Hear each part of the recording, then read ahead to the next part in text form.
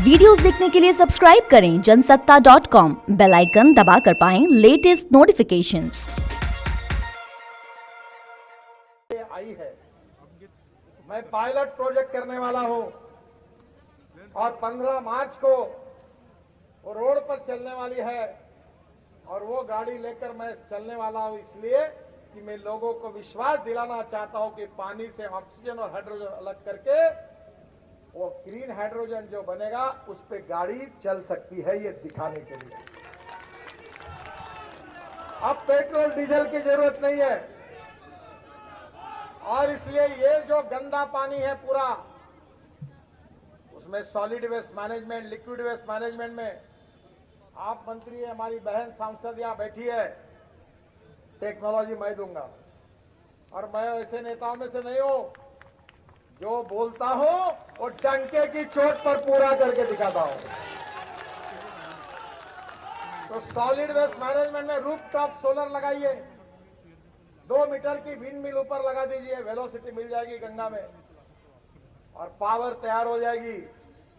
और जो गंदा पानी पूरा है उसमें इलेक्ट्रोलाइजर 1.5 करोड़ का आता है, उससे ग्रीन हाइड्रोजन तैयार होगा और उसको कंप्रेस करने के लिए जनरेटर इथेनॉल पर आया है, वो भी ग्रीन है और उससे ग्रीन हाइड्रोजन तैयार होगा और हमारी रेलवे के इंजन, हमारे जहाज, हमारे हवाई जहाज, हमारी ट्रक, हमारी बसेस, हमारी कार ग्रीन हाइड्रोजन पर चलेगी, प्रदूषण से मुक्ति मिलेगी, इंपोर्ट नहीं होगा। और इसी प्रकार से अगर ये इंपोर्ट होता रहेगा तो 5 साल के बाद ये 25 लाख करोड़ का होगा और 25 लाख करोड़ अगर देश के बाहर जाएंगे तो देश की हालत क्या होगी आप समझ लीजिए। और पहली बार मोदी जी के नेतृत्व में हमारी सरकार ने निर्णय किया कि इस देश का किसान केवल अन्नदाता नहीं होगा, इस देश का किसान ऊर्जादाता होगा। ये निर्णय हमारी सरकार ने किया। आज मुझे खुशी है कि उत्तर प्रदेश में सबसे ज्यादा एग्रीकल्चर क्रॉप अगर कोई है तो गन्ना है। और मैं जब भी हवाई जहाज से, हेलीकॉप्टर से देखता हूं तो जिधर उधर गन्ना है। बीच में शुगर मिलें बंद हो गई, किसानों को गन्ने का भुगतान नहीं मिल रहा था।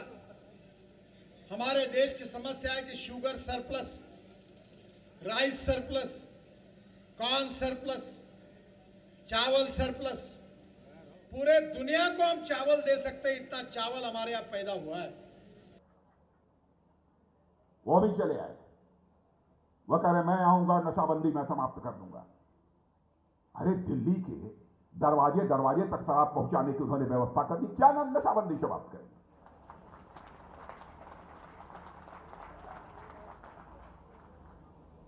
भ्रष्टाचार पर, अवैध कारोबार पर कैसे काबू पाया जा सकता है, इसकी कला यदि किसी को सीखनी है तो भारतीय जनता पार्टी की सरकारों से कला सीखे। हुकूमत कैसे चलाई जाती है और शासक के भाव से हुकूमत नहीं चलाई जाती, सेवक के भाव से हुकूमत चलाई जाती है। मेरे बहनों भाई, शासक के भाव से नहीं चलाई जाती।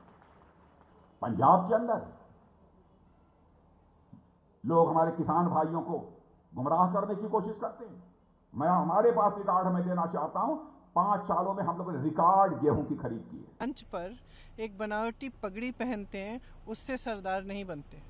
मैंने ये कहा, मैंने कहा कि दोनों एक ही बिसात पे खेलने वाले हैं। दोनों का जन्म आरएसएस से हुआ है। एक आंदोलन कर रहे थे जिसका पूरा समर्थन आरएसएस कर रही थी, दूसरे आरएसएस की हैं। एक कहते हैं कि 15 लाख कहा था उन्होंने कि 15 लाख रुपए देंगे, कुछ नहीं दिया। अब ये कह रहे हैं कि 7 लाख रुपए देंगे। एक किसान के काले कानून लाए और दूसरे ने काले कानूनों को सबसे पहले नोटिफाई किया। एक कहते हैं कि बड़ा विकास करेंगे, रोजगार देंगे, कुछ नहीं किया, कोई रोजगार नहीं दिया, रोजगार घटे हैं उनके राज में। और दूसरे ने कहा था कि लाखों रोजगार देंगे, 440 रोजगार दिए हैं। तो एक ही हैं दोनों में कोई फर्क नहीं है और दोनों किसान विरोधी हैं, इसमें कोई दो राय नहीं होनी चाहिए। दोनों गरीब विरोधी हैं। और जो गुजरात मॉडल आपने देखा, 2014 में सब उन्होंने कहा था गुजरात मॉडल, मोदी जी ने कहा था कि पूरे देश को, कहाँ गया गुजरात मॉडल, क्या मिला देश को? इसी तरह से ये अब दिल्ली मॉडल ले आए हैं। अब दिल्ली वाले जो हैं, जो दिल्ली में रहते हैं, उनको मालूम है कि क्या मॉडल है ये।